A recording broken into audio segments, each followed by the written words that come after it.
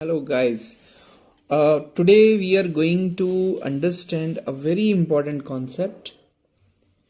बहुत ही इम्पोर्टेंट है. आपके बोर्ड ने भी इसे अपने सैम्पल पेपर में रेकमेंड किया है. उन्होंने भी एक क्वेश्चन डाला हुआ है, तो हमें समझना ही चाहिए. एक एक क्वेश्चन इम्पोर्टेंट है. बूंद बूंद से सागर भरता है, तो इसे भी समझना बहुत ज़रूरी है. देखिए, सबसे पहले हमें ये जानना जरूरी है इस क्वेश्चन को समझने के लिए कि ये ऑपरेटिंग साइकिल क्या होता है.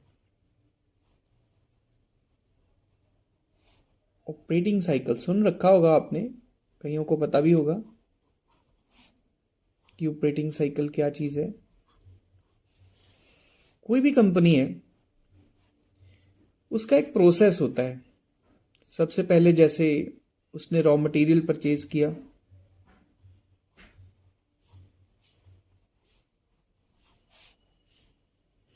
परचेज्ड रॉ मटेरियल, उसके बाद उस रॉ मटेरियल को फैक्ट्री में लाया गया और उससे फिनिश्ड गुड्स की प्रोडक्शन की गई. Production of finished goods.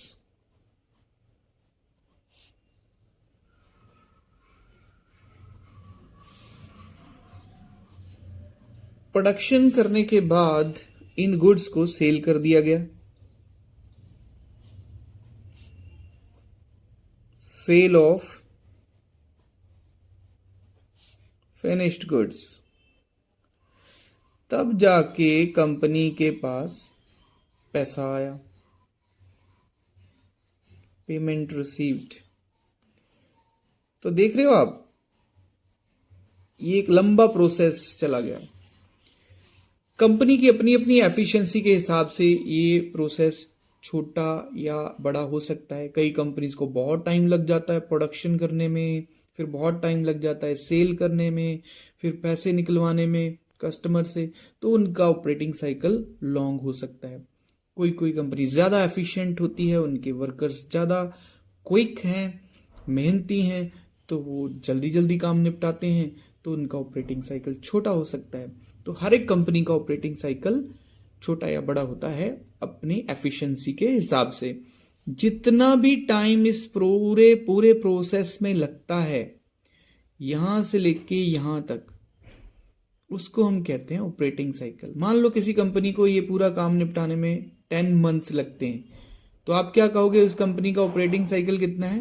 10 months. किसी को 13 मंथ्स लग जाते हैं तो 13 मंथ्स, किसी को 20 मंथ्स लगते हैं तो 20 मंथ्स. तो हर कंपनी का ऑपरेटिंग साइकिल डिफरेंट होगा. अब आपको ये समझ में आ गया होगा कि ऑपरेटिंग साइकिल क्या है. हमें दो चीज़ें चाहिए.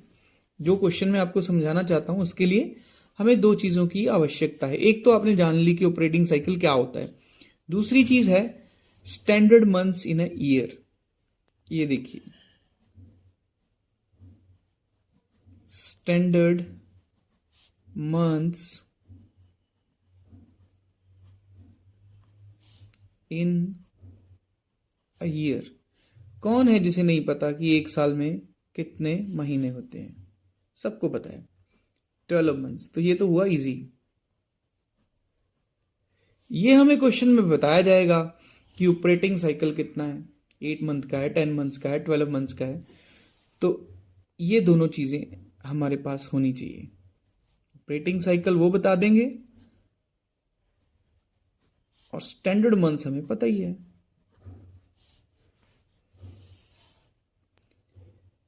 ठीक है, हम एग्जांपल ले लेते हैं कि हमारी कंपनी का जो ऑपरेटिंग साइकिल है वो 10 मंथ्स का है.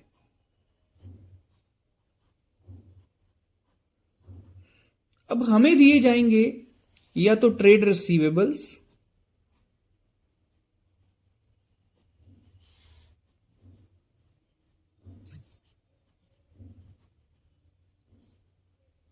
या फिर ट्रेड पेबल्स,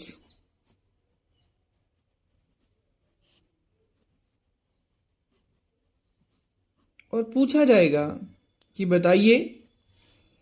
ट्रेड रिसीवेबल दिए हुए तो पूछा जाएगा कि बताइए ये नॉन करंट एसेट है कि करंट एसेट है। ट्रेड पेएबल दिए जाएंगे तो पूछा जाएगा कि बताइए ये करंट लायबिलिटी है या नॉन करंट लायबिलिटी। आप कहोगे सर इसमें इन चीजों की क्या जरूरत है, हमें तो पता है ट्रेड रिसीवेबल करंट एसेट होती है, ट्रेड पेएबल करंट लायबिलिटी होती है। तो my dear students, it's not forever. हमेशा ऐसा नहीं होता कि ट्रेड रिसीवेबल हमेशा करंट एसेट ही हैं और ट्रेड पेबल्स हमेशा करंट लायबिलिटी ही हैं। आज हम उसी कंडीशन को तो समझेंगे कि कब ये करंट लायबिलिटी की बजाय trade payables non current liability में लिखे जाते हैं और कब ये ट्रेड रिसीवेबल करंट एसेट्स की बजाय नॉन करंट एसेट में लिखे जाते हैं। वही समझना है आज हमें। इजी है, मुश्किल नहीं है। ये जो हमने दो चीजें ली है ना यहाँ पे, standard months in a year और ऑपरेटिंग साइकिल, इन दोनों के बेस पे ही डिसाइड होता है कि ये जो हमारे ट्रेड रिसीवेबल या ट्रेड पेबल वॉट एवर कोई भी है, ये नॉन करंट में लेने हैं या करंट में लेने हैं। अब इनका एक कोई ना कोई मैच्योरिटी पीरियड होता है। मैच्योरिटी पीरियड का मतलब होता है कि कितने मंथ्स में हमें ये पेमेंट मिलनी है, एक्सपेक्टेड है या हमने देनी है। ट्रेड पेबल के लिए हमने देनी होती है, ट्रेड रिसीवेबल के लिए हमें मिलनी होती है। Expected payment period,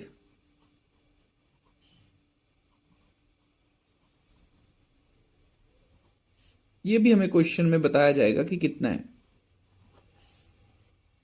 expected payment period कोई भी चीज हो सकती है दोनों में से, मैंने दोनों ले ली तो एक ही दी जाएगी आपको तो क्वेश्चन में, ईदर ट्रेड रिसीवेबल और ट्रेड पेबल। ठीक, अब हमें डिसाइड करना है कि मान लो हमें ट्रेड रिसीवेबल्स दिए हुए हैं और उनका एक्सपेक्टेड पेमेंट पीरियड दिया हुआ है, लेट्स से 11 मंथ्स, ऐसे ही ले लेते हैं कोई भी। और हमें बोला गया कि बताइए ये ट्रेड रिसीवेबल नॉन करंट में आएंगे या करंट एसेट में आएंगे। तो हम कैसे डिसाइड करेंगे? बड़ा इजी सा काम, इन दोनों को देखना है हमने ध्यान से और इसको देखना है। ये जो हमारी फिगर है एक्सपेक्टेड पेमेंट पीरियड, ये इन दोनों से बड़ी होनी चाहिए।